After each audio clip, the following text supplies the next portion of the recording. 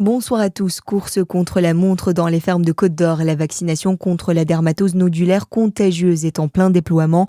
Objectif 21 500 bovins vaccinés d'ici la semaine prochaine, selon la direction départementale de la protection des populations. Les vétérinaires sont mobilisés dans les 104 communes concernées, alors que de nouveaux foyers ont été détectés dans l'Ain et le Jura. L'État prend en charge la vaccination et les pertes liées à l'immobilisation des troupeaux. Nouvel acte de vandalisme en Saône-et-Loire. La grotte des Libots, réplique de celle de Lourdes située à Lessard-en-Bresse, a été saccagée en début de semaine. Statuettes décapitées, hôtels détruits, plaques brisées. Le maire dénonce un désastre total et compte porter plainte. Des habitants se sont mobilisés spontanément pour nettoyer les lieux. C'est la 3e fois en 10 ans que le site construit après la Seconde Guerre mondiale est la cible de dégradation. Acheter une baguette et danser le Madison, c'est possible dans le Jura. Dorian Gamon, alias DJ Baguette, sillonne la France pour mixer dans les boulangeries. Il pose ses platines à Sanceau aujourd'hui au pain en chantant. Son idée est faire revivre les villages et créer du lien autour d'un moment festif. Une tournée originale qui met à l'honneur les artisans et la convivialité. Dans le reste de l'actualité, comment expliquer le cambriolage du Louvre ? La directrice du Louvre est auditionnée au Sénat 3 jours après ce vol qui a fait les gros titres aux 4 coins du monde.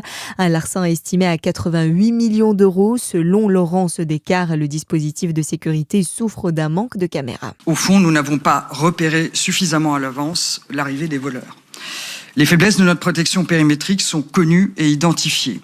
Des caméras mobiles ont été installées en 2001. Elles ont ensuite été complétées par l'installation de caméras fixes. Et j'ai demandé le diagnostic des équipements de sûreté en 2021, au plus vite après mon arrivée. Le renforcement de la protection périmétrique est prévu dans le cadre du schéma directeur des équipements de sûreté.